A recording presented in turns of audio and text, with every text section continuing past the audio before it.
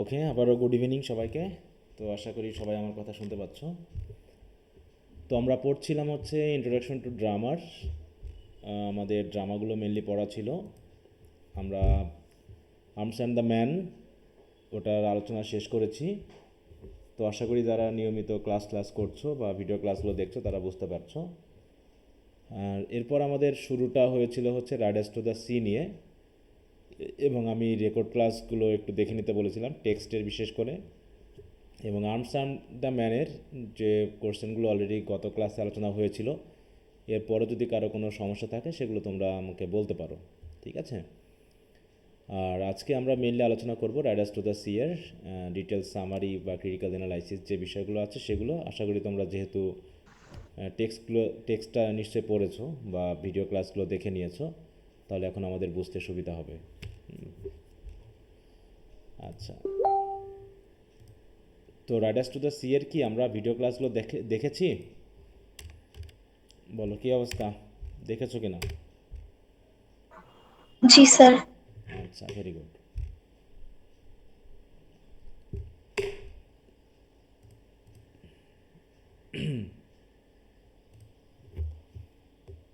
আচ্ছা, arms and the ম্যানের কি কোনোটাতে কোনো সমস্যা আছে?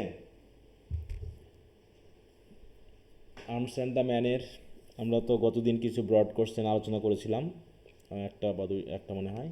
তার সাথে কিছু শর্ট কোশ্চেন নিয়ে কথা বলা হয়েছে, ব্রিফ কোশ্চেন নিয়ে কথা বলা হয়েছে। তারপরে যদি কারো কোনো সমস্যা থাকে তোমরা অবশ্যই আমাকে জানিয়ে রাখবা, আমি হয়তো কোনো ক্লাসে আলোচনা করে দিব। আর যদি এখনই সমস্যা থাকে তোমরা হাত তুলতে পারো, আমি এক এক করে জিজ্ঞাসা করব। তা না হলে আমরা রাইডার্স টু দ্য সি এর যে আলোচনা সেই আলোচনাটা শুরু করব, ঠিক আছে?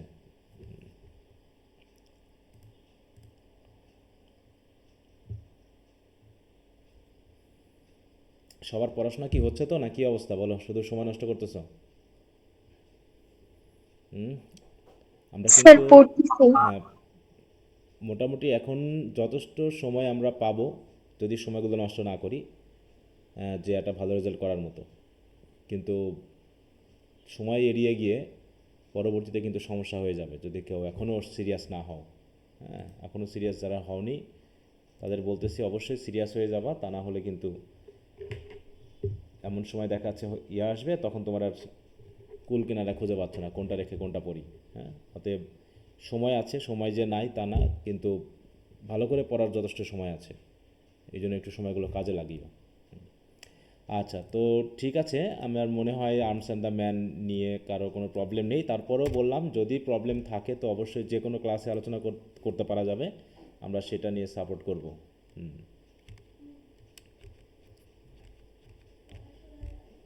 বন্ধ করে দাও। আচ্ছা, একটু 1 মিনিট, আমি আসছি।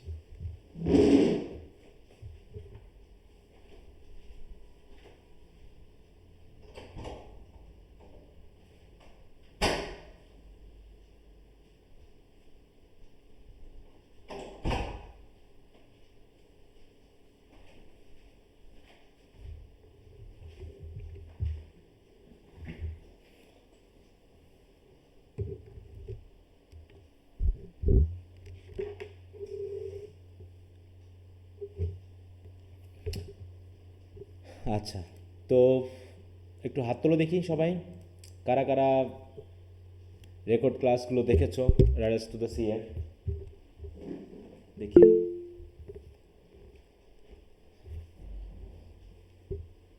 তো ইডিপাস রেস্কের পরেই এটা সর্বোচ্চ একটা ছোট ড্রামা বলতে পারি, যেটা আমাদের এই ড্রামাকে বলা হয়ে থাকে ওয়ান অ্যাক্ট প্লে। হ্যাঁ, ওয়ান অ্যাক্ট। এখানে কোনো অ্যাক্ট আছে কেউ বলতে পারবা? এখানে কোনো অ্যাক্ট আছে কি না এই ড্রামাতে? অ্যাজ ইউ লাইক ইটের মতো অ্যাক্ট, সিন ইত্যাদি ইত্যাদি আছে এখানে? না স্যার। হুম, এটা অনেকটা ইডিপাস রেস্কের মতো, তাই না? কারণ কাহিনীটা এটা ইউনিটি মেনটেন করা হয়েছে না, place, unity of place maintain করা হয়েছে, তাই না? কারণ সব কিছু মুখে মুখে হচ্ছে, কনভারসেশনের মাধ্যমে হচ্ছে, জায়গা কিন্তু চেঞ্জ হয়নি। এবং দিনও মনে হয় চেঞ্জ হয়, তাই না? একই দিনের ঘটনা, 24 আওয়ার্স, উইদিন 24 আওয়ার্স। তাহলে জি স্যার। এখানে ইউনিটি অফ অ্যাকশন রয়েছে, ইউনিটি অফ টাইম রয়েছে, ইউনিটি অফ প্লেস রয়েছে। হ্যাঁ, কারণ এই জন্য এটাকে আধুনিক যুগে লেখা একটা ক্লাসিক্যাল ট্র্যাজেডির যে সেটিং বা যে রুলস সেগুলো মেনটেন করা হয়েছে, তার জন্য একে মাঝে মাঝে ক্লাসিক্যাল ট্র্যাজেডি বলা হয়ে থাকে। হ্যাঁ, এই জন্য ব্রিফ কোশ্চেনে যখন আসবা তোমরা এটা বুঝতে পারবা। আচ্ছা, তাহলে আমরা একটু এর যে ডিটেলস সামারি সহ কিছু একটু বিষয় পড়ি, তাতে আমরা একটু মাথায় নিতে পারবো। এখানকার ক্যারেক্টারগুলোর নাম কেউ বলতে পারবা, যে কয়জন ক্যারেক্টার আছে এবং তাদের নামগুলো কী কী? কেউ একজন বলো দেখি ক্যারেক্টারগুলো কী কী এবং প্রধান ক্যারেক্টারকে, who is the main character? দিদি। Sir Maurya. হ্যাঁ, okay, Maurya is the main character. হ্যাঁ, who are the other characters and what are the relationship between them? Bartley, Nora, Cathleen. Yes, these are the, actually we have got only four characters, those who are speaking, huh? Four characters, and there are some women. But in background there are some other names. So the main character is Moria, huh? And her two daughters name Kathleen and Nora. Nora, and only one son who is still survived, huh? That is Bartley. বার্টলে। But at the end of the play, we see that Bartley died. How he died? How he died? How Bartley died? সমুদ্রে ডুবে মারা যায়। How the incident occurred? How did the incident ঝ- occur? ঝ- ঝড়ে যে ঝড়ে নৌকা ঘোড়া ডুবে ছিল যায়। সেটা লাথি মারছিল ঝড়ে বাটলিকে, ঝড়ে এতে নৌকা সে ডুবে যায়? পড়ে যায় আর তারপরে এরকমটা তার না, মৃত্যু। ঝড়ে নৌকা ডুবে যায় না, তাই তো? কি ঘটনা ঘটে বলো রাজু? ঝড়ে নৌকা ডুবে গিয়ে কি ও মারা যায়? বলো। তার ঘোড়া লাথি মেরে ফেলে দিছিল। হ্যাঁ, পনিটা one লাঠি of the মারে। horses, two horses, who is he was taking to the market for selling, knocked him down into the sea, and he died there, and he died by drowning. So there there is no surviving son, especially son of Moria. Rather, she has only two daughters who are staying with her. So three women remains in the family. There is no male member in the family. Okay. So I think you have already got the name of the sons. How many sons Moria had or has? How many নয় sons? জন ছিল। How many? Sir 4জন। Sir 6 জন ছেলে ছিল। All of you are confused. Why? Sir 5 son 6জন 2 6জন daughter, 6জন 5 son 2 daughter, Five or six? 5 son ছিল 2 daughter, 6 সন 2 daughters. 6 sons, 2 daughters. 4জন আগেই মারা গিয়েছিল, অনেক আগে। When the drama started, we have known that sir ওই Moria 5 had number lost, 5 নম্বর ছেলের হারানো থেকেই শুরু।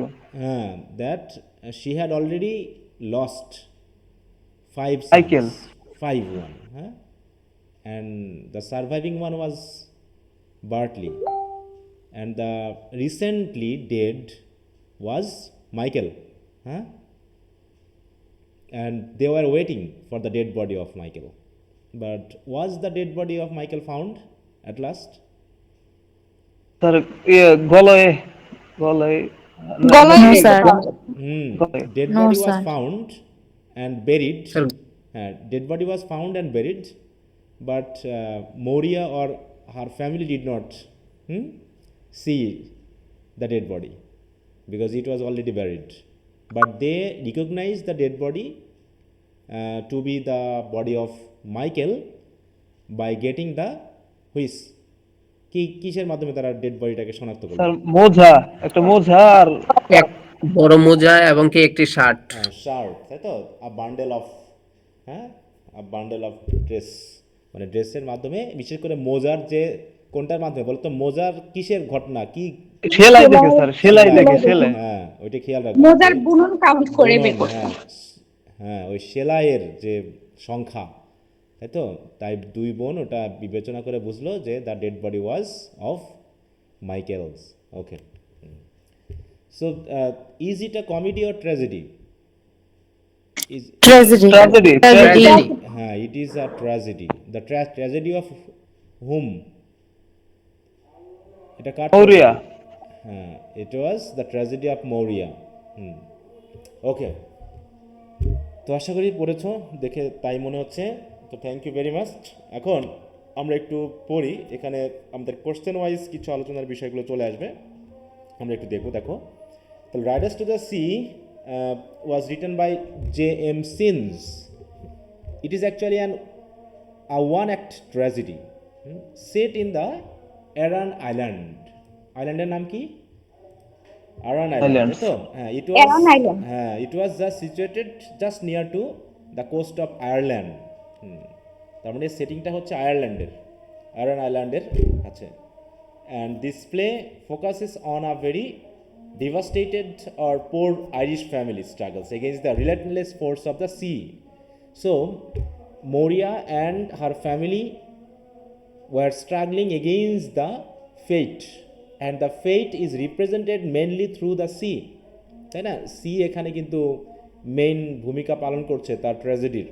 আচ্ছা আমি একটু 1 মিনিট ওয়েট করি, একটু নামাজটা শেষ হয়ে যাক। হ্যাঁ এখানে একটু নামাজটা শেষ হয়ে যাক। তাই বলছি দেখো যে focusing on a poor Irish family struggle against the relentless force of the C which has claimed the lives of nearly all its men. The play captures the deep-seated sorrow, গভীরভাবে গ্রথিত দুঃখ। তাই তো ফ্যাটালিজম বলতে কি বোঝায়, বুঝো? ফ্যাটালিজম বলতে কি বোঝায় বলো তো? What is the meaning of fatalism? Fatal, fate থেকে আসছে ফ্যাটাল। ফ্যাটালিজম মানে হচ্ছে ভাগ্যের উপর বিশ্বাসী, তাই তো? ভাগ্যের উপর বিশ্বাসী যে মত, সেটা fatalism. And the resilience of its central characters. And resilience মানে কি? ওয়ার্ডগুলো একটু খেয়াল করো। রেজিলিয়েন্স মানে কি বলো তো? শুনতে পাচ্ছ আমার কথা না কি অবস্থা? শোনা যায়? স্যার আপনার এই ওয়ার্ডটা কি রেজিলেন্ট থেকে আসছে? হ্যাঁ বলো। এই ওয়ার্ডটা কি রেজিলেন্ট থেকে হ্যাঁ আসছে? রেজিলিয়েন্ট থেকে রেজিলিয়েন্স। রেজিলিয়েন্ট মানে কি বলো? মিনিং তো মনে পড়ছে না। হ্যাঁ মেন কথা হলো কঠিন পরিস্থিতির মধ্যেও টিকে থাকাটা হচ্ছে রেজিলিয়েন্ট। হ্যাঁ মানে এটা হচ্ছে কি টিকে থাকার ক্ষমতা সম্পূর্ণ, এটা বলে রেজিলিয়েন্ট। আর রেজিলিয়েন্স মানে হচ্ছে ওই ক্ষমতাটাকে বোঝায়। তার মানে কি এত কিছু হয়ে গেছে। How many male members died হ্যাঁ ইন মৌরিয়াস ফ্যামিলি? কেউ বলতে পারবা কয়জন মারা গেছে আসলে টোটাল? টোটাল 8। টোটাল 8, তাই না? কারণ Maurya has lost her husband, হয় হার ছেলে, ফাদার ইন ল স্বামী এবং শ্বশুর। And 6 sons। হ্যাঁ আচ্ছা, তাই বলছে যে resilience of its central characters. Central characters মানে হচ্ছে যারা এখন বেঁচে আছে তাদেরকে বোঝাচ্ছে। The play captures deep seated sorrow, fatalism and resilience of its central characters as they confront the inexorable power of nature. কারণ তাদের মুখোমুখি স্যার হতে হচ্ছে। হ্যাঁ বলো। স্ক্রিন দেখা যাচ্ছে না। হ্যাঁ বাকি কি সবারই সমস্যা? দেখতে পাচ্ছ কি না বাকিরা? না স্যার, স্যার দেখা দেখা যাচ্ছে, যাচ্ছে, স্যার। দেখা যাচ্ছে। হ্যাঁ তাহলে হয়তো বুঝতে তোমার পারছি। নেটওয়ার্কের প্রবলেম, তুমি একটু লিভ নিয়ে আবার যুক্ত হও। হ্যাঁ আচ্ছা দেখো তাহলে ইনএক্সোরেবল, ইনএক্সোরেবল মানে বুঝো? ইনএভিটেবল বুঝো? Inevitable, what is the meaning of inevitable? Sir অসহনীয় বা অসহ্য এরকম। অপরিহার্য, অপরিহার্য। অসহনীয় ঠিক না, অপরিহার্য মানে যেটা ঘটবেই, যেটা আমি এড়াতে পারবো না, ঠিক আছে? ইনএভিটেবল। হ্যাঁ ইনএক্সোরেবল মিনস হচ্ছে impossible to stop or prevent, because these are the things that will happen in our life, যেটা ঘটবেই। Specially you know that those who live just near the coast or beach or sea or river, they very often faces different kinds of natural disasters like cyclone or any other things like this. But those who live just far away from the sea or river, they don't face such kind of things, or যেমন যারা কক্সবাজারের কাছাকাছি আছে বা হচ্ছে বঙ্গোপসাগরের পাশাপাশি যারা আছে, সুন্দরবনের কাছাকাছি যারা ঝড় জলোচ্ছ্বাস হলে তো ওরাই মুখোমুখি হয়, তাই না? যেমন আমরা মেহেরপুরে আছি, এগুলোর আমরা খুব একটা ইফেক্ট পাই না বললে চলে। হ্যাঁ, একটু ঝড় বৃষ্টি হয়, একটা ইফেক্টটা বোঝা যায় যে ওদিকে কিছু একটা হচ্ছে, কিন্তু মানে কঠিন যে প্রভাব, তাই তো, তার সেটা কিন্তু আমরা বুঝি না। তার মানে কি, যারা ওখানে থাকছে তাদের কাছে এটা ইনএভিটেবল হয়ে গেছে যে ঝড় জলোচ্ছ্বাস হবেই, সমুদ্র মানেই সেখানে ঝড় হবে, সেখানে জলোচ্ছ্বাস হবে, সেখানে ভূমিকম্প মানে ঘূর্ণিঝড়ের প্রভাব আসবে, টর্নেডোর ব্যাপারগুলো আসবে কাছাকাছি, অর্থাৎ এটা ইনএভিটেবল। তাই এখানে সেটা বলছে যে তাদের প্রকৃতির যে ইনএভিটেবল পাওয়ার, তাই তো, সেটা তাদের মুখোমুখি হতেই হবে। অতএব এইগুলো মেনে নিয়েই তারা তাদের জীবন চালাচ্ছে, আর নাটকে এই বিষয়গুলোকে তুলে ধরা হয়েছে। তা নাটকটা মেনলি শুরু হয় কিভাবে, যে Maurya is very devastated after losing her fifth child Michael, তাই তো, and Maurya and Cathleen, the daughters of Kathleen and Nora, daughters of Moria, are talking about something because they have been handed over a bundle of cloths. কে দিয়েছিল বলো তো এই bundle of ক্লথসটা তাদেরকে? Young priest, একটা priest, একজন please. a priest or the priest of that village gave Moria and Nora a bundle of cloths. Uh, the priest thought that the cloths might be of Michael's. হয়তো মাইকেলদের হতে পারে, এই কথা ভেবেছিল। The play opens in the modest and improvised cottage where Maurya an elderly widow lives with her daughters Cathleen and Nora.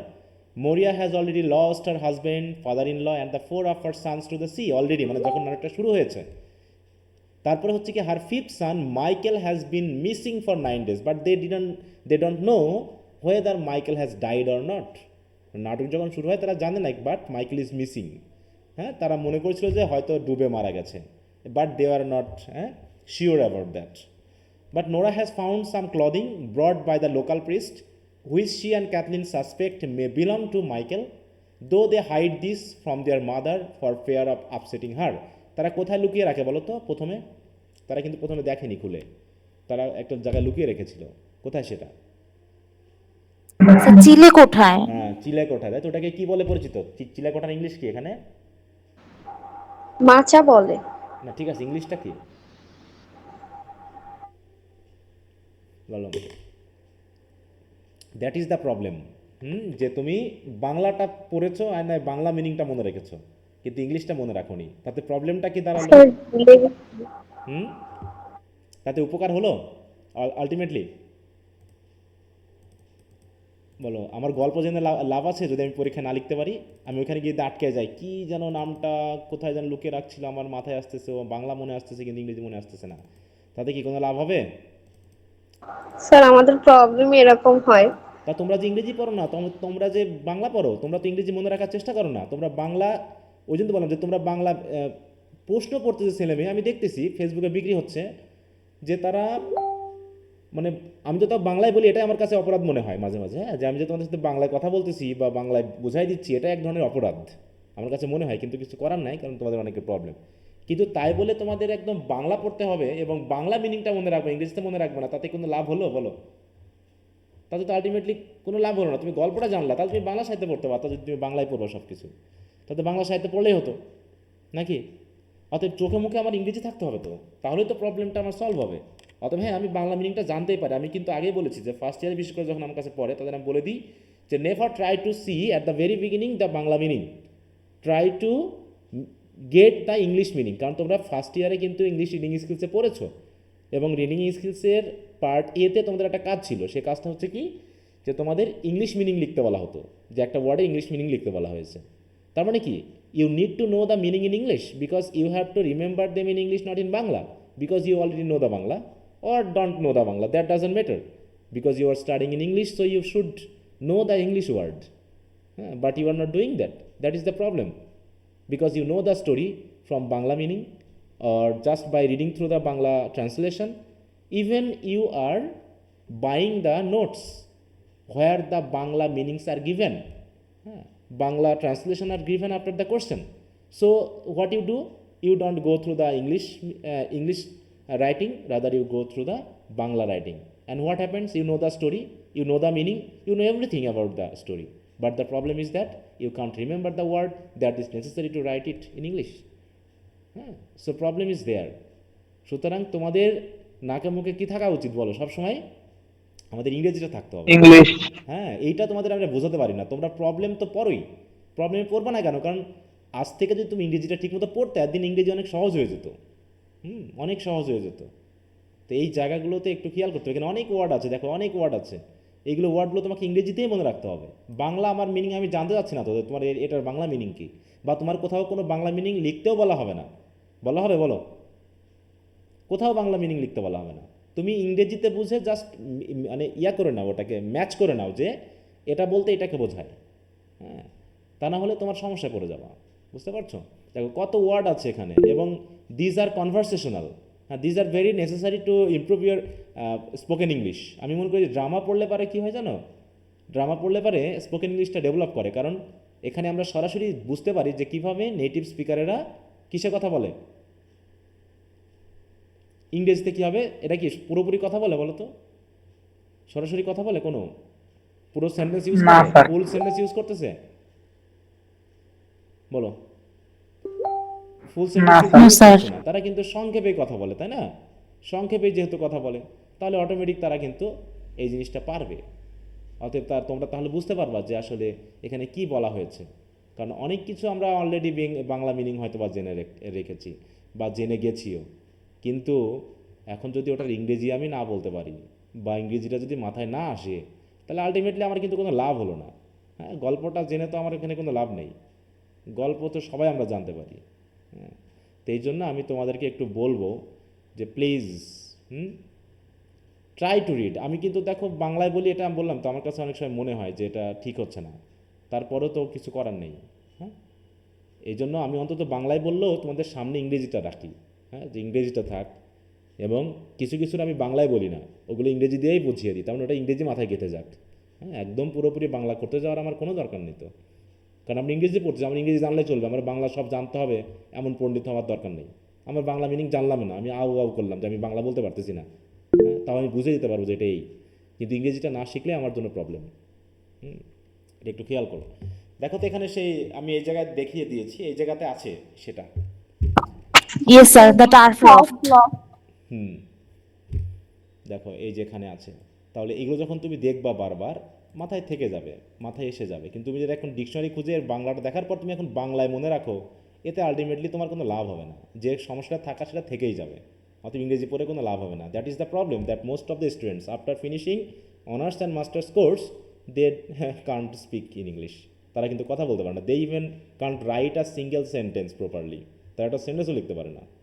প্রবলেমটা কোথায়? But they have a good result, তাদের কিন্তু একটা রেজাল্ট আছে ভালো, but they are still facing problems in speaking in English, writing in English freely, because they have to memorize something and write down something, and we actually give proper marks, good marks after getting what you have written, because that is the problem in National University and also to the students of English department, also to the teachers and the department. মানে সমস্যা সব জায়গায় আছে, but it is your life, you have to prepare your life well.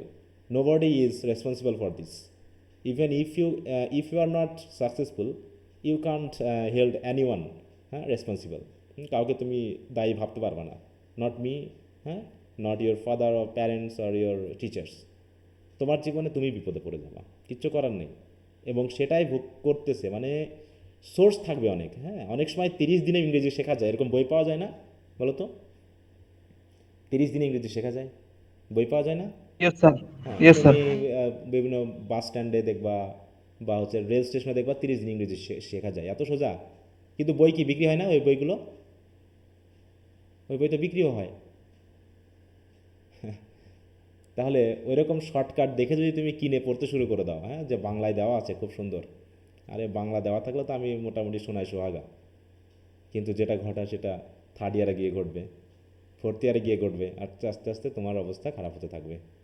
So be careful and be strongly, হ্যাঁ, defend yourself, not to look through easy way. সবসময় easy ওয়ের দিকে তাকাবে না, কঠিন পথে আগাও, কঠিনটা তোমার কাছে সহজ হয়ে যাবে। হ্যাঁ, ওকে, যাই হোক, আমি অন্য কথায় চলে গেছি, একটু ইয়া করবা। ওকে, তার বলছে তাহলে though they hide this from their mother for fear of upsetting her, Bartley, Moria's only surviving son, intends to cross to the mainland. What is mainland? বলো তো মেনল্যান্ড বলতে আমরা কি বুঝি, এটা দিয়ে কি বোঝায়, এই শব্দটার ইয়াটা কি, মিনিংটা কি দাঁড়ায় মেনল্যান্ড বলতে? কেউ কি বুঝবা মেনল্যান্ড আর এটা কি? স্যার ভূমি। না সেটা তো অবশ্যই, যারা আইল্যান্ডে আছে এটাও তো ভূমি। আইল্যান্ড আর মেনল্যান্ডের মধ্যে আর পার্থক্য এটা কি? মেইন শহরকে বোঝাইতেছে, ওরা একটা প্রত্যন্ত এলাকায় থাকে, এটা মেইন শহর। যেমন একটা উদাহরণ বলো, যেমন বাংলাদেশ কি আইল্যান্ড না মেনল্যান্ড? বাংলাদেশ, কক্সবাজার কি মেনল্যান্ড না island in comparison with Saint Martin? বলো, একদল থাকে সেন্ট মার্টিনে আর কেউ থাকে কক্সবাজারে, কারা মেনল্যান্ডে আছে আর কারা আইল্যান্ডে আছে? কক্সবাজার মেইনল্যান্ড, কক্সবাজারে আছে তারা। মেনল্যান্ডে আছে, তাই তো? হ্যাঁ, আর যারা সেন্ট মার্টিন আছে তারা কোথায়? আইল্যান্ডে। তাহলে এই বার্কলি আইল্যান্ড। এবং মরিয়া কোথায় থাকে, মেনল্যান্ডে না আইল্যান্ডে? আইল্যান্ডে। আইল্যান্ডে। হ্যাঁ, মনে করে এই যে আইল্যান্ড, হ্যাঁ, আয়রান আইল্যান্ড, মানে তারা চারিপাশে সমুদ্র বেষ্টিত একটা ছোট দ্বীপে থাকে। হ্যাঁ, আর ওখানে যারা থাকে মনে করো সেন্ট মার্টিনের মানুষগুলো মাঝে মাঝে কক্সবাজার আসে, চট্টগ্রামে আসে তাদের মালামাল বিক্রি করার জন্য। এরকম ভোলা দ্বীপ আছে, অনেক দ্বীপ আছে ছোটোখাটো বাংলাদেশে। হ্যাঁ, তো দ্বীপ হচ্ছে যেগুলো পুরো সমুদ্র বা নদী দ্বারা বেষ্টিত, আর মেনল্যান্ড হচ্ছে যেটা সমুদ্রের পাশে অবস্থিত কিন্তু ভূমির সাথে রিলেটেড, যেটা হচ্ছে আমাদের পুরো বাংলাদেশটা হচ্ছে মেনল্যান্ড। সেটা কক্সবাজার বলো, চট্টগ্রাম বলো, হ্যাঁ, খুলনা, বরিশাল, সাতক্ষীরা, এগুলো সব হচ্ছে কি মেনল্যান্ড। আর সেন্ট মার্টিন হচ্ছে একটা আইল্যান্ড। তো অ্যারান হচ্ছে আইল্যান্ড, আর সেখান থেকে বার্টলি যাচ্ছিল কোথায়, তার ঘোড়া বিক্রি করার জন্য মেইনল্যান্ডে, তাই তো? এবং যাওয়ার একটা উপায় কি, সেখানে কোনো বিশাল বিশাল জাহাজ আছে বলো তো? বড় বড় তো জাহাজ নেই, তাই না? না স্যার, হ্যাঁ, নৌকায় করে যাতায়াত করা লাগে। ছোটোখাটো কি আছে ওখানে, কি কিসে করে গেছিল তারা বলো তো? বোটে করে। বোট। বোটে করে, তাই তো? হ্যাঁ, তারা বোটে করে সেখানে গিয়েছিল বা যাচ্ছিল আর কি। এই দেখো ছোটো ছোটো বিষয়, হ্যাঁ, এগুলো একটু খেয়াল করবা।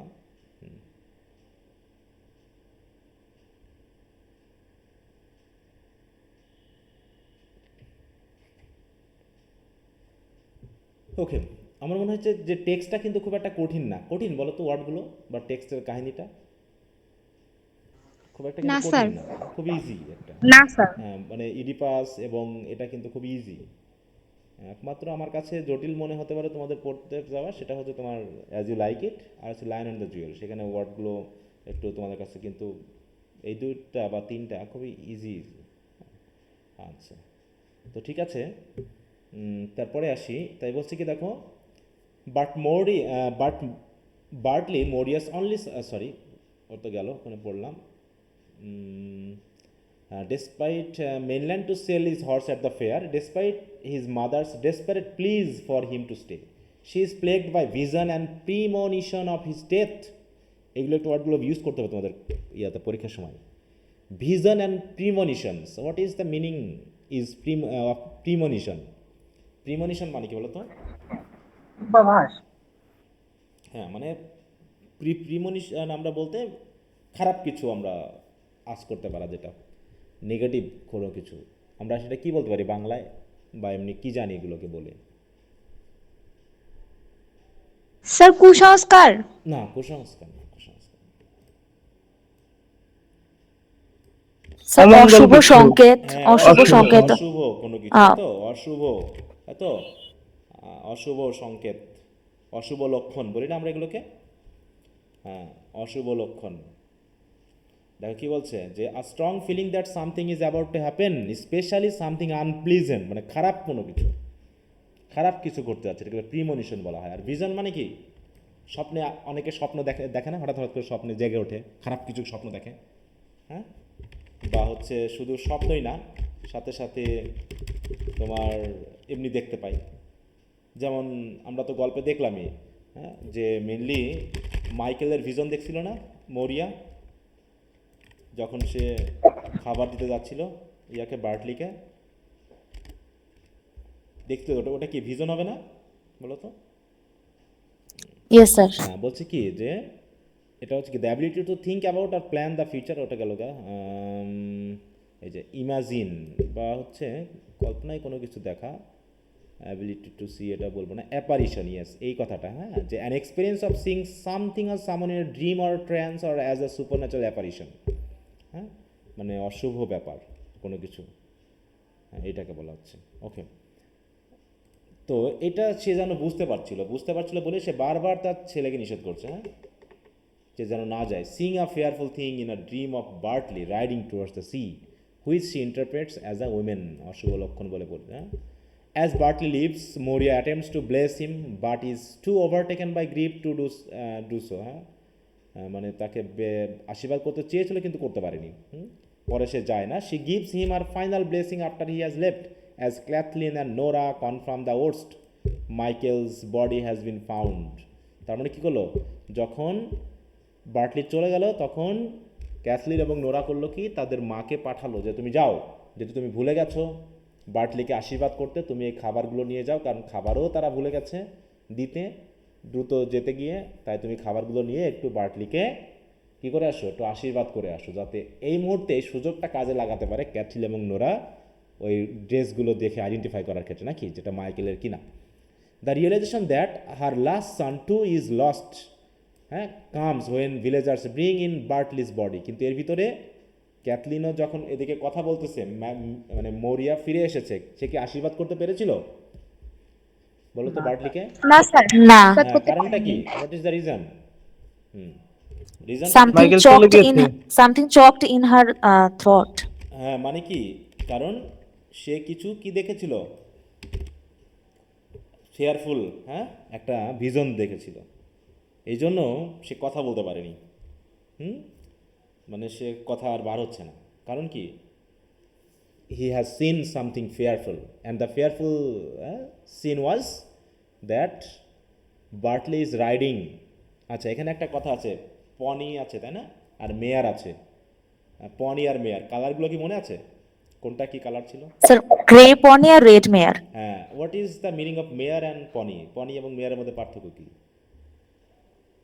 বলো তো? মেয়ার পনি পনিকে, হচ্ছে ছোটখাটো টাট্টু ঘোড়া টাইপের। আচ্ছা পনি, ওকে, টাট্টুগুড়া। তারপরে মেয়ার কি, এই যে এটাতে ছোটো ছোটো, হ্যাঁ। ঘটকি, ঘটকি মেয়ার। ঘটকি বলতে কি কি বোঝায়? মেয়ে, মহিলা ঘোড়া। আচ্ছা। মেয়ে ঘোড়া নাকি? হ্যাঁ, বলছে কি a mare is an adult female horse or other equine. Equine মানে ঘোড়া জাতীয় কোনো কিছু, হ্যাঁ। It most cases a mare is a female horse over the age of 3 or a filly is a female horse 3 or younger. তাহলে ছোটো হলে পরে ফিলি বলা হয়, দেখো। আর মেয়ার হচ্ছে মোটামুটি 3 বছরের বেশি হয়ে গেলে এটাকে বোঝায়। তাহলে এখন কথা হলে কে কোনটাতে চলে যাচ্ছিল? প্রথমে মাইকেল কোনটা, বার্টলি কোনটায় পড়ে যাচ্ছিল, মানে চলে যাচ্ছিল? Red mare. রেড মেয়ার, তাই তো? তাহলে Michael was riding on a red mare and, Bartley was riding. হ্যাঁ, বার্টলি, বার্টলি কি আগে যাচ্ছিল তো বার্টলি নাকি? আগে যাচ্ছিল কে? বার্টলি। Bartley. হ্যাঁ, আর পরে যাচ্ছিল হচ্ছে মাইকেল। মাইকেল। মাইকেল কেমন ড্রেস পরেছিল? বলো।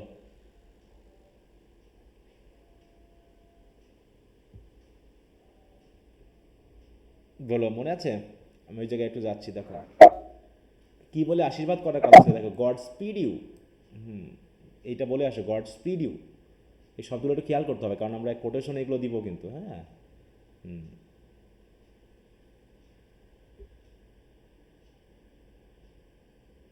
সেটা বান্ডেলটা পারতেছে।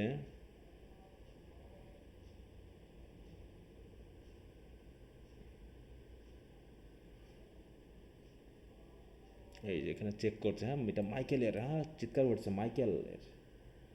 আচ্ছা, তারা এই যে স্টিচ, হ্যাঁ, তারা ইয়া গুনতেছে, কাউন্ট কাউন্ট দ্য স্টিচেস। তারপরে কেঁদে বলতেছে, it's it's that number, is in it, crying out, চিৎকার করে বলতেছে, হ্যাঁ, কান্না করে বলতেছে। বলছে, তারপরে ভাবতেছে, হ্যাঁ, এটা খুব খারাপ কথা না যে সে এতদিন, হ্যাঁ, ভাসতে ভাসতে গেছে লবণাক্ত পানির ভিতরে, ছিল এতদিন।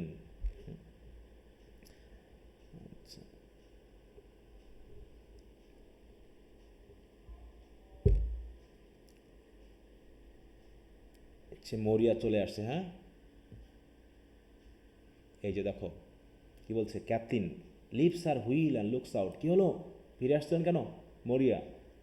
I seen the fearfullest thing. Did you see Bartley? বার্টলির সাথে কি দেখা হয়েছে? বলছে গড ফরগিভ ইউ। বলছে he is riding the mare now over the green head and the grey pony behind হিম।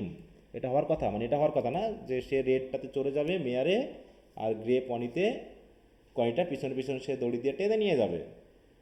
তখন কি হলো, মরিয়া বলতেছে হ্যাঁ starts so that her shawl falls back from her head. সে একটা শাল পরেছিল, সেটা তার হাত মাথা থেকে পড়ে গেল। এবং কি বলছে, and shows her white tossed hair with a frightened voice the grey pony behind হিম।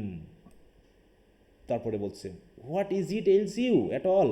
তোমার কী হয়েছে, এরকম করতেছো কেন, এত কি? বলতেছে I have seen the fearfullest thing any person has seen since the day Bride Dara seen the dead man with the child in his arm. হচ্ছে ব্রাইট ডারা নামে একজন ব্যক্তি ওই এলাকারই, যে একটা খুব খারাপ জিনিস দেখেছিল, যে একটা মানুষ, মৃত মানুষ একটা শিশুকে কোলে করে নিয়ে আছে। তারপর থেকে আমি মনে হয় একটা খারাপ মানে খারাপ জিনিস দেখেছি। তা সবাই বলছে হ্যাঁ কী সেটা? এইখানে একটু খেয়াল করো। বলছে I went down to the spring well. Spring well কী বলো তো? স্প্রিং ওয়েল কি এখানে? ঝর্ণার পাদদেশ। একটা জায়গার নাম, তাই তো? হ্যাঁ, মানে স্প্রিং ওয়েল মানে ঝর্ণা থেকে সৃষ্টি হওয়া যে কুয়া, মানে যেখান থেকে তারা পানি টানি গ্রহণ করে নেয় আর কি, যেহেতু লবণাক্ত পানি খাইতে তো পারে না, তাই না? তো একটা ওয়েল মতো আছে যেটা স্প্রিংয়ের পানি, মানে ঝর্ণার পানি দিয়ে তৈরি। এটা হচ্ছে spring well. And I stood there saying a prayer to my myself প্রার্থনা করতেছিলাম। Then Bartley came along and he riding on the red mare with the grey pony behind him. এটা ঠিকই আছে, কিন্তু ঘটনাটা হচ্ছে the son of God spare us. Son of God বলতে কাকে বোঝায় বলো তো? সান অফ গড বলতে কি বোঝায়? এটা কোন রিলিজিয়নের? জিসাস। এটা কোন রিলিজিয়ন? জি হ্যাঁ, ক্রিশ্চিয়ানিটিতে জিসাস হ্যাঁ ক্রিশ্চিয়ান বোঝাচ্ছে। রিলিজিয়নে, ক্রিশ্চিয়ান। জিসাস। হ্যাঁ জিসাসকে বোঝাচ্ছে। বলছে তুমি কি দেখেছো? বলছে আই সিন মাইকেল হিমসেলফ। আর এটা তো বুঝতে পারছেন, হ্যাঁ ইউ ডিডন্ট মাদার, না আপনি দেখতেই পারেন না। It was on Michael you seen for his body is after being found. এইখানে তারা প্রকাশ করে দেয় যে তার বডি পাওয়া গেছে এবং he has got a clean burial by the grace of God. কিন্তু মারা বলছে না আমি দেখছি I am after seeing him this day and he riding and galloping. Bartley came first on the red mare and try to say God speed you. এটা বলতে চেয়েছিলাম, but something choked the words in my throat. He went by quickly. সে তো চলে গেল আমার সামনে দিয়ে। The blessing of God on you says he. সে আমাকে দেখে বলল হ্যাঁ ঈশ্বর তোমার আশীর্বাদ করে, এই কথা বলে সে চলে গেল। But I could say nothing. আমি কিছু বলতে পারলাম না, কারণ কি? I looked up then and crying at the grey pony and there was Michael upon it with fine clothes on him and new shoes on his feet. ঠিক আছে তো? তার সে চড়ে আছে কিসে? গ্রে পনিতে। কি সুন্দর পোশাক পরা, নতুন পোশাক চকচকে, এবং পায়ে রয়েছে নতুন জুতা, সেই পরে সে যাচ্ছে। কিন্তু এদিকে তো তারা তো মাইকেলের বডি পাওয়া গেছে নাকি? এবার এরা কিন্তু বুঝতে পেরেছে কি ঘটনা ঘটতে যাচ্ছে। বলো, এটা কি প্রিমনিশন? এটা কি নির্দেশ করতেছে এই ঘটনাটা? বলো। Death of Bartley. হ্যাঁ, যে অনেক সময় আমরা বলি না যে কিছু ঘটনা ঘটলে এটা আমাদের দুঃসংবাদের চিহ্ন দেখাচ্ছে। হ্যাঁ, তা মাইকেল বার্টলির পিছনে যাওয়া মানে বুঝতে হবে বার্টলির লাইফ শঙ্কা রয়েছে। হ্যাঁ, বার্টলি আজ শেষ। তারা অলরেডি আজ করবে, তাই বলছে it's destroyed we are from this day. আজ থেকে আমরা শেষ। It's destroyed surely. Nora, didn't the young priest say the almighty God wouldn't leave her destitute with no son living? বলছে প্রিস্টকে বলেনি? দেখো তারা কিন্তু প্রিস্টদের উপরে কি বিশ্বাস করতো, যে প্রিস্ট বলেছে যে সৃষ্টিকর্তা এত করুণ, মানে এত নির্দয় হতে পারে না। নিশ্চয়ই সৃষ্টিকর্তা মরিয়াকে একদম মানে ডেস্টিটিউট বা ছেলে শূন্য করবে না। নিশ্চয়ই তার এই ছেলেকে সৃষ্টিকর্তা বাঁচিয়ে রাখবে। তা সেটা কথা বলছে যে প্রিস্টকে বলেনি যে এই মরিয়াকে হ্যাঁ ছেলে শূন্য করবে না। কিন্তু কি হলো কথা? Maurya in a low voice but clearly. হ্যাঁ, it's little the like of him knows of the sea. বলছে আমার মনে হচ্ছে সে সমুদ্র সম্পর্কে খুব কমই ধারণা আছে। Bartley will be lost now, let you call in Eamon and make a good coffin out of the white boards. তিনি কি হোয়াইট বোর্ড কিনে রাখছিল, তাই না? বোর্ড মানে কি বলতো? এখানে বোর্ড দিয়ে কি বোঝাচ্ছে? কফিন। কফিন বানানোর যে হ্যাঁ, কাঠগুলো তক্তা। ওগুলা। আমরা বলি বাংলা কথা তক্তা নাকি? হ্যাঁ, কফিন বানানোর জন্য তক্তা কিনে রাখছিল। তা সেই তক্তাটা বা কফিনটা ছিল হচ্ছে মাইকেলের জন্য, কিন্তু মাইকেলের তো অলরেডি কবর হয়ে গেছে। তাই বলতেছে যে যাও ইয়ামনকে গিয়ে বলো যে আমাদের একটা কফিন বানাতে হবে, for I won't live after them. আর এইভাবে বাঁচতে পারতেছি না, কারণ কি I have had a husband and a husband's father and 6 son in this house. এই বাড়িতে আমার হাজব্যান্ড ছিল, আমার শ্বশুর ছিল, তাই তো আমার ছয়টা সন্তান ছিল, 6 ফাইন মেন। তাই বলতে এই কোথায় গেল, ছয়টা সন্তান, 6 ফাইন মেন, হারিয়ে ফেললাম।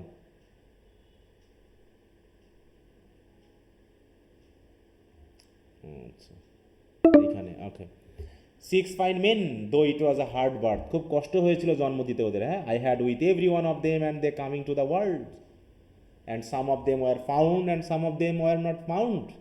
তাই কারো বডি পাওয়া গেছে, কারো বডি পাওয়া যায়নি, but they are gone now the lot of them, সবাই চলে গেছে। There were Stephen and Shawn were lost in the great wind found after the bay of Gregory, the golden mouth carried up the two of them on one plank and in by the door. একটা প্ল্যাঙ্কে করে তারা ভেসে এসেছিল। তাহলে Stephen and Shaon, তারপরে এখানে নামগুলো কিন্তু খেয়াল করে রাখবা। হ্যাঁ, তারপর কী ছিল, there was Sheamus and his father and his own father again were lost in a dark night and not a stick or sign was seen of them when the sun went up. তার মানে কি ছেলে এবং Sheamus এবং তার বাবার কি body পাওয়া গিয়েছিল, বলো, ওয়ার লস্ট ইন, তাদের বডি পাওয়া যায়নি, তাই তো। তারপরে কি ছিল, there was Patch after was drowned of the curagh, একটা ছোটো নৌকা টাইপের, দ্য টার্ন ওভার। তারপরে বার্টলি গেল, মাইকেল গেল, ইত্যাদি ইত্যাদি।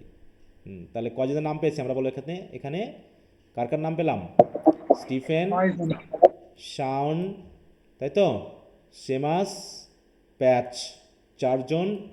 এদিকে হচ্ছে বার্টলি, আর হচ্ছে কে, আর হচ্ছে আর হচ্ছে মাইকেল। হ্যাঁ, মিলে হচ্ছে মাইকেল। কয়টা, 6 সন্তান। এই যে it is Patch or Michael, what is that all, Michael is after being found in the far north and when is found there how could he be there in this place. তার body যেখানে পাওয়া গেছে এই নর্থে, fur নর্থে, সেখানে তুমি এখানে দেখবা কেমন করে, নিশ্চয়ই এটা একটা প্রিমনিশন বা তার ভিজন মাত্র। ওকে, তো এইভাবে আমরা দেখতে পাচ্ছি যে আসলে একটা পর একটা সে হারিয়ে যাচ্ছে। In the end Maurya has lost all the men in her family to the sea, resigned and stripped of fear. তার লাস্ট কথাগুলো একটু খেয়াল করবা। হ্যাঁ, she accept her fate with stoic dignity and remarking, they are all gone now and there isn't anything more the sea can do to me. যে সবাই গেছে, আর আমাকে সমুদ্র কিছু করতে পারবে না, আমার আর কোনো ক্ষতি করতে পারবে না। Her words reflect both the inevitability of human suffering and the quiet endurance of the human spirit in the face of tragedy through minimal action and sparse poetic language. এখানে অ্যাকশনও কম, ভাষাও খুব ছোটো ছোটো। Riders to the Sea creates a powerful meditation on loss, resilience and the human relationship with nature. প্রকৃতির সাথে আমাদের সম্পর্ক কেমন। হ্যাঁ, Synge's play captures the Irish rural experience and the deep. আচ্ছা গেল এগুলো। তাহলে এই হচ্ছে মোটামুটি আমাদের ছোট্ট প্লটটা, কাহিনিটা। হ্যাঁ, তা তোমরা যারা এখনও কিন্তু দেখোনি, একটু মানে রেকর্ড ক্লাসগুলো বা ভিডিওগুলো বা হচ্ছে পড়নি টেক্সটটা, একটু পড়নিও, তাহলে অনেকখানি আরও সহজ হয়ে যাবে কোশ্চেন আনসারগুলো। ওকে, তো এগুলো একটু তোমরা দেখে নিও। আমি একটু থিমেটিক আলোচনায় যাচ্ছি। হ্যাঁ, থিমেটিক ডিসকাশনটা একটু দেখবো, যেখানে আসলে কী কী বিষয় নিয়ে কথা বলা হয়েছে গল্পটার সাথে। আচ্ছা, এ পর্যন্ত কি কারো কোনো প্রবলেম আছে টেক্সট রিলেটেড কোনো কিছু বুঝতে? না স্যার। আচ্ছা, very good. Thematic discussion. What are the themes discussed through this drama or the characters or dialogues? এগুলো আমরা একটু খেয়াল করবো। আচ্ছা, Riders to the Sea by James Synge is a play rich in themes, মানে প্রচুর theme রয়েছে আর কি। With deep exploration of fate, loss and resilience, human condition within the framework of nature's power. যে we all are under the influence of fate or under the influence of nature. We are very, very weak and very hopeless or helpless on this earth. আমরা আসলেই অত শক্তিশালী না প্রকৃতির তুলনায়, কিন্তু but we control nature, but sometimes nature becomes so furious that it strikes us with its full force, sometimes with tornado. Then cyclone, আর হতে পারে কি আর্থকোয়েক, হ্যাঁ, মানে অনেক কিছু দিয়ে আমাদের কি করে আনবিয়ারেবল হিট, আর আনবিয়ারেবল কোল্ড, সব কিছু দিয়ে প্রকৃতি কী করে আমাদেরকে দেখায় যে তোমরা আমার থেকে শক্তিশালী না। These themes offer insight not only into the harsh life of Aran Islanders but also into the universal aspects of human experience. দেখি কী বলে, প্রথমে হচ্ছে ফেইট অ্যান্ড ফ্যাটালিজম, প্রথমে হচ্ছে ভাগ্য। আচ্ছা, আমরা একটু শেষের একটু কথা, একটু মরিয়ার এটা দরকার আছে। মরিয়া একটা কথা বলে মোটামুটি সে সব কিছু মেনে নিল। কথাটা কি কারো জানা আছে কি কথা বলছিল, কি ব্যাপার? আসে না কেন? একটা কথা বলেছে সে শেষের দিকে। স্যার এরকম No man সবাইকে একজন at করতে all, হবে। no man at all can be living forever and we have to be satisfied. এরকম Satisfied. কথাটা হ্যাঁ হ্যাঁ, এটাই। কি আসে না কেন?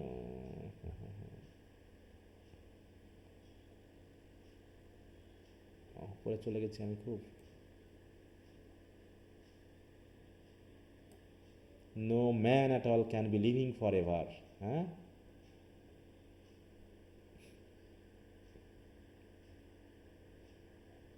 স্যার এই যে 45 পেজের লাস্টের লাইনটা, 45 পেজের লাস্টের লাইনটা এই যে এখানে।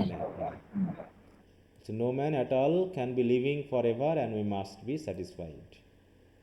ঠিক ওই ইয়ার মতো, হ্যাঁ, এডিপাস রেস্কের মতোই বলা হয়েছিল না, happiness brings to the grave.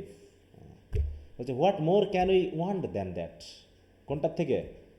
Fine coffin out of the white board and a deep grave surely, হ্যাঁ, ডিপ গ্রেভ, একটা সুন্দর ক্লিন বেরিয়াল, এটাই আমাদের হয়তো জীবনের শেষ পাওয়া। এছাড়া আমরা কি আশা করতে পারি? আর কেউ চিরদিন বাঁচবেও না, অতএব আমাদের যা কিছুই ঘটে যাক উই মাস্ট বি স্যাটিসফাইড। তাই হচ্ছে অবস্থা। ওকে, তাই বলছে ফেটকে সে কি মেনে নিল নাকি যুদ্ধ করতেছে ফেটের বিরুদ্ধে? ফেটের মেনে নিয়েছে। মেনে নিয়েছে। বিরুদ্ধে যুদ্ধ করছিল কে বলো তো? আমাদের ড্রামার ভিতর যে করে ড্রামা পড়েছি তার ভিতরে ফেটের বিরুদ্ধে যুদ্ধ করেছিল কে? Oedipus. Sir Oedipus, Oedipus. Oedipus but at last he was defeated. ক্লাসে সে হেরে গেছে। fail করলো। হেরে গেল না, এবং তাকে মেনে নিতে হলো। তাহলে fate is perhaps the most dominant theme in Riders to the Sea. Moria, the central character, is a mother who has lost all but one of her 6 sons to the sea and foresees the death of her last son, Bartley. This fatalistic outlook is deeply ingrained in the islanders' life, where they accept fate as a force they cannot escape or challenge. Moria's vision and premonitions underscore this sense of inevitability. She is resigned to her loss even as she clings to hope that Bartley might survive. হ্যাঁ, সে আশা করেছিল, তারপরেও শেষ পর্যন্ত মেনে নিতে হলো।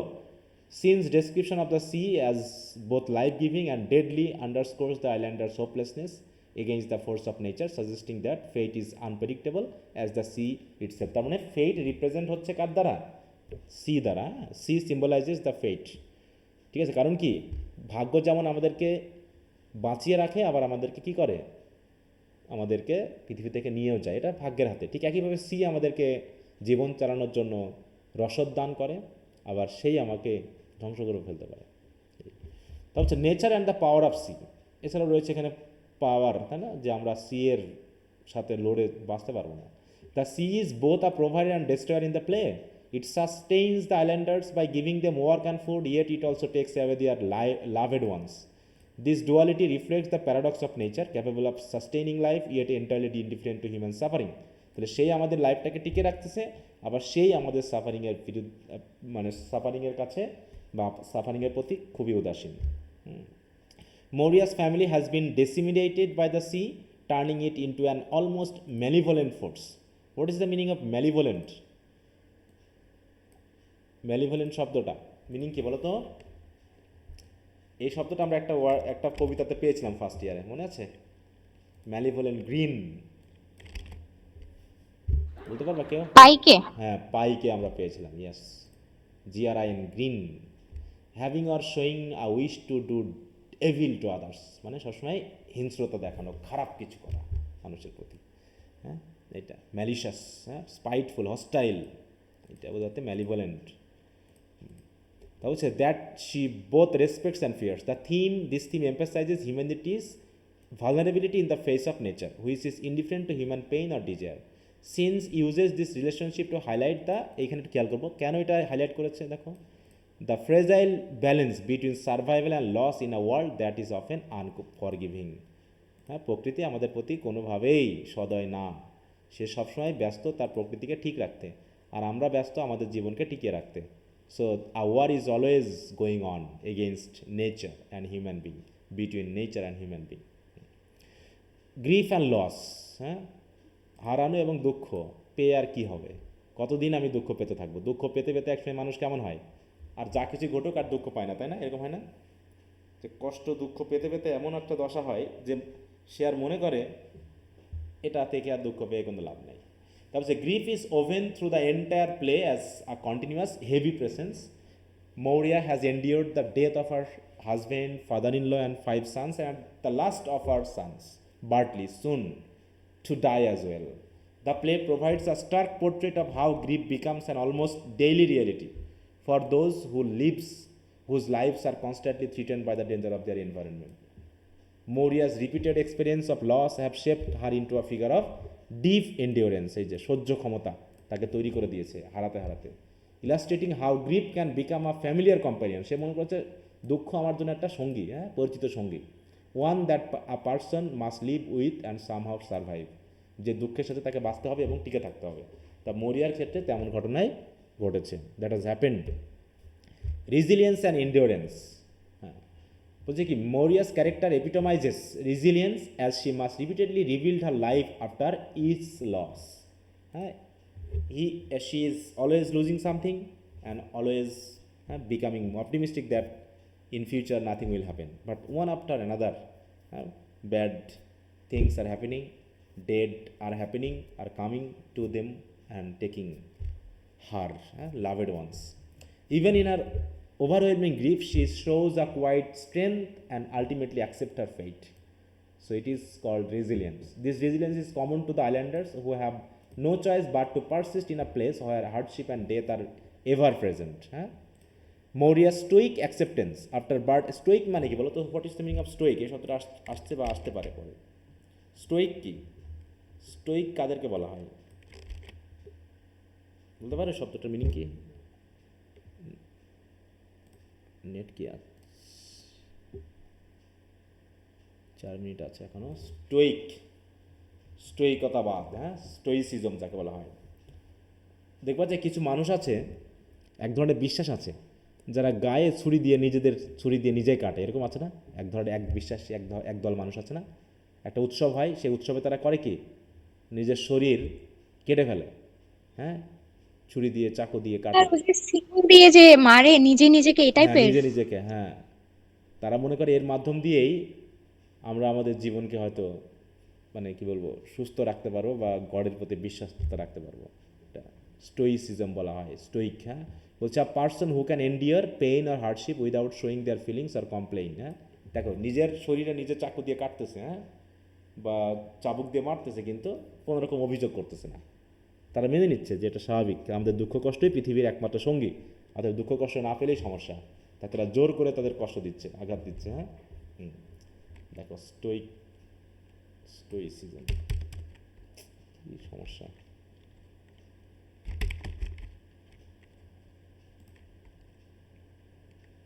বিশেষ করে আমরা দেখেছি আমাদের যে সক্রেটিস, প্লেটো, এরা কিন্তু এই মতবাদটা দিয়ে গেছে. হ্যাঁ, stoicism teaches the development of self control as a means of overcoming destructive emotion.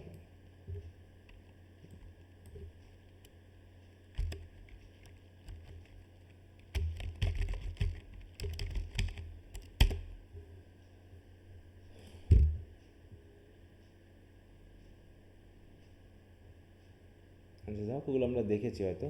আচ্ছা, সমস্যা নেই, ওটা আসছে না, সার্চ দিলে আসবে. আর তাই বলছে দেখো, Maurya's stoic acceptance after Bartley's death, যে there isn't anything more he can do to me, the sea can do to me, sea আর কিছু করতে পারে আমাকে. তাহলে is not a defeat but rather a testament to her unbreakable spirit, যে সমুদ্র তার কোনো স্পিরিটটা ভাঙতে পারেনি, সে মেনে নিয়েছে, কিছু করার নেই. Her endurance in the face of absolute desolation serves as a powerful reminder of the human capacity to persist even when life offers little comfort. যে এটা দিয়ে বোঝাচ্ছে কি যে আমরা যতই বিপদে পড়ি না কেন, যতই আমাদের খারাপ কিছু হোক না কেন, আমরা আমাদের জীবন চালিয়ে নিতে পারবো। অতএব এটা আমাদেরকে মনে করিয়ে দিচ্ছে এই নাটকটা। ফ্যামিলি অ্যান্ড কমিউনিটি, এখানে ফ্যামিলির প্রতি কি একটা দরদ আছে না সবার? বলো। জি স্যার। ফ্যামিলি বন্ডিংটা কেমন? ক্যাথলিন এবং মরিয়া, মানে ক্যাথলিন আর নোরা কিন্তু মরিয়ার প্রতি কেমন আচরণ করতেছে, এমনকি বার্টলিও একটু উদাসীন না? মানে বিশেষ করে বার্টলি আসলে কি উদাসীন, নাকি তাদের এটা প্রয়োজন, কিছু করার নাই? কারণ এত পরিমাণে তাদের দুঃখ দুর্দশার ঘটনা ঘটেছে যে তারা আর এগুলোকে নিয়ে খুব একটা টেনশনে নেই, চিন্তিত নেই। তাহলে সেগুলো নিয়ে অযথা চিন্তা করে লাভ নেই। তাহলে family and community form the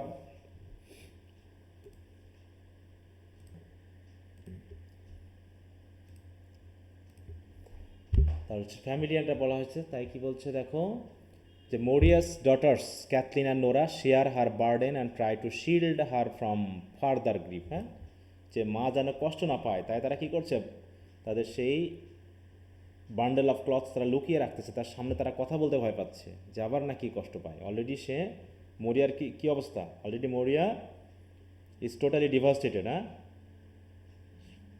সে আর কোনো কষ্ট সহ্য করতে পারবে না, এই ভেবে তাকে আর তারা কোনো কষ্ট দিতে চাচ্ছে না। Meanwhile the villagers are involve in bringing back Bartley's body. আর আমরা দেখছি কি এখানে উইমেনরা বিশেষ করে নিয়ে আসতেছে বার্টলির বডিতে, displaying the communal empathy that arises from shared hardship. যে একটি এলাকায় মানুষ যখন বসবাস করে তখন অটোমেটিক একটা কি আত্মীয়তা, একটা গ্রামে বসবাস করলে, একটা কমিউনিটিতে বসবাস করলে কি হয়, একটা এমপ্যাথি গ্রো করে। একজনের দুঃখে আর একজন এগিয়ে আসে। এখানেও আমরা দেখতে পাচ্ছি কি যে বার্টলির বডিটা তারা বাড়িতে পৌঁছে দিয়ে যাচ্ছে।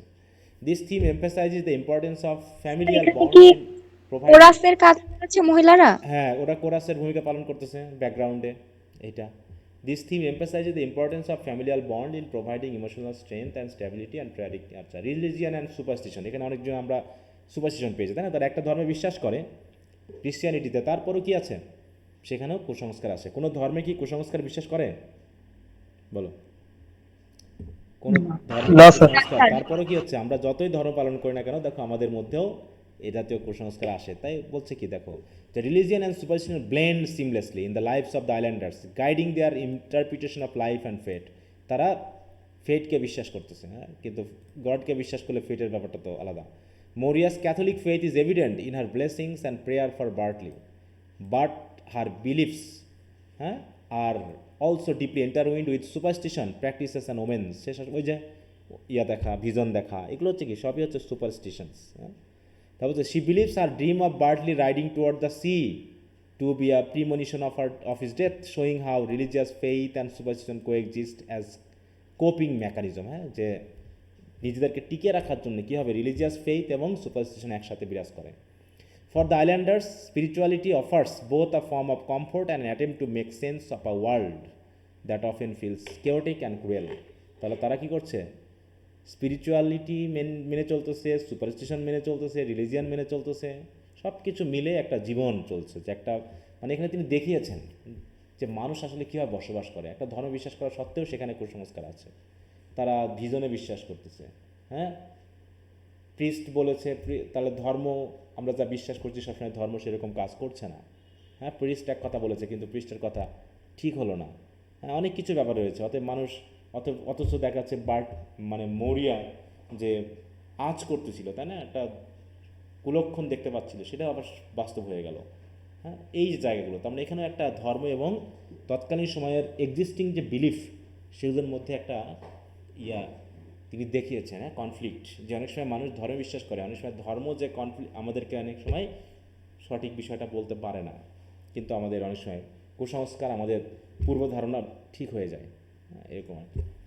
The universal theme of human condition, universally আমরা তো ভাগ্যের হাতে না। বলছে দেখো, although the play is set in the specific context of the Irish Aran Islands, its theme resonate universally. তাহলে এই যে নাটক যেটা ঘটেছে, এটা কি শুধু ওই এলাকার জন্য বা ওই দ্বীপের জন্য প্রযোজ্য, নাকি ইউনিভার্সালি সকল মানুষের জন্য প্রযোজ্য? এই যা ঘটে গেছে সকল দ্বীপের মানুষের জন্য প্রযোজ্য। শুধু দ্বীপ না, মানে সকল মানুষের জন্যই এই কাহিনীটা প্রযোজ্য। অনেক ফ্যামিলি রয়েছে যেখানে মৃত্যু অনেকগুলো হয়েছে, একটার পর একটা ঘটনা ঘটতেছে, তারপর তাকে মেনে নিয়ে চলতে হচ্ছে। তারপর হচ্ছে the struggles with fate and grief and resilience reflect common aspects of the human condition that are not bound by geography or culture. এটা কোনো নির্দিষ্ট এলাকা বা ভূমি দ্বারা বা সংস্কৃতি দ্বারা আবদ্ধ নয়, এটা সকল মানুষের জন্য।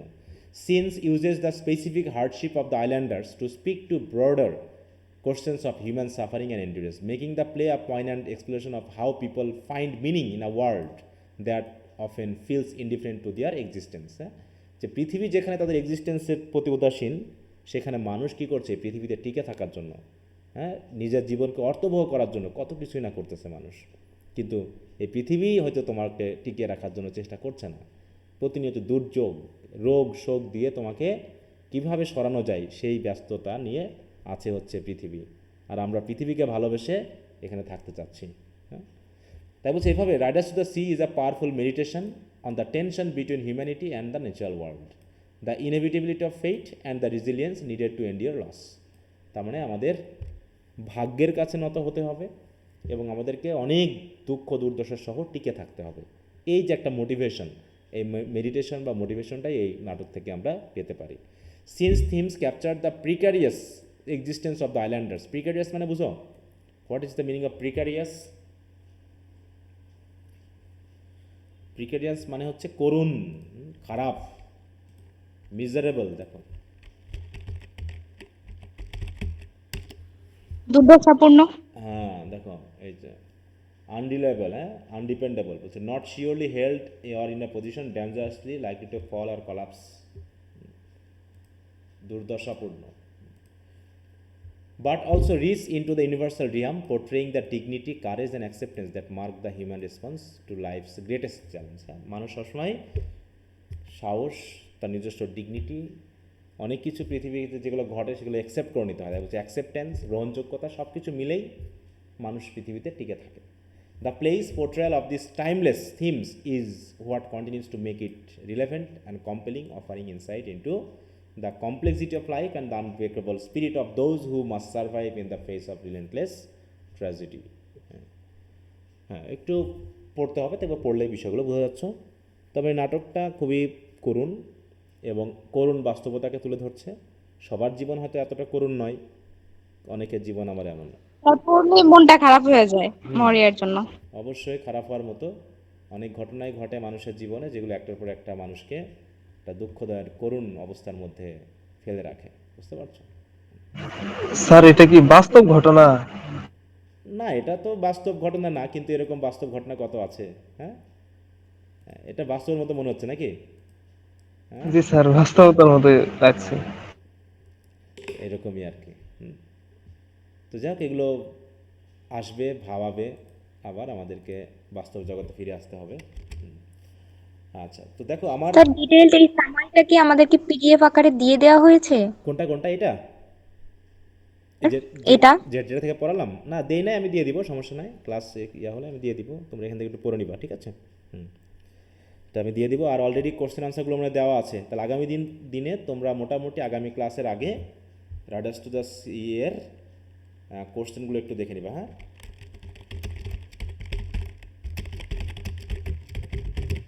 মানে ব্রিফ কোশ্চেনের পরিমাণটা কম, খুব একটা বেশি নেই, এই জন্য ব্রড এবং শর্টও মনে হয় খুব একটা বেশি দেওয়া নেই, দুটা বা এরকম কিছু দেওয়া আছে। আমি একটু দেখি, একটু পড়ে নিবা, কোথাও না বুঝলে আগামী ক্লাসে আমরা কোশ্চেনগুলো নিয়ে আলোচনা করব, ঠিক আছে?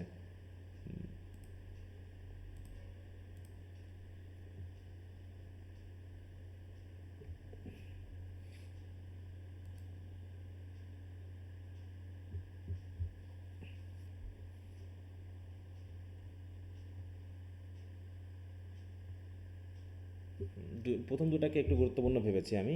মরিয়া অ্যাজ আ ট্র্যাজিক ক্যারেক্টার, এটা একটু ভালো করে গুরুত্ব দিয়ে পড়বা। আর হচ্ছে রাইডার্স টু দ্য সি, এই যে modern tragedy with classical setting, এই যে ক্লাসিক্যালের কথা যেটা বললাম, এটা একটু খেয়াল করবা।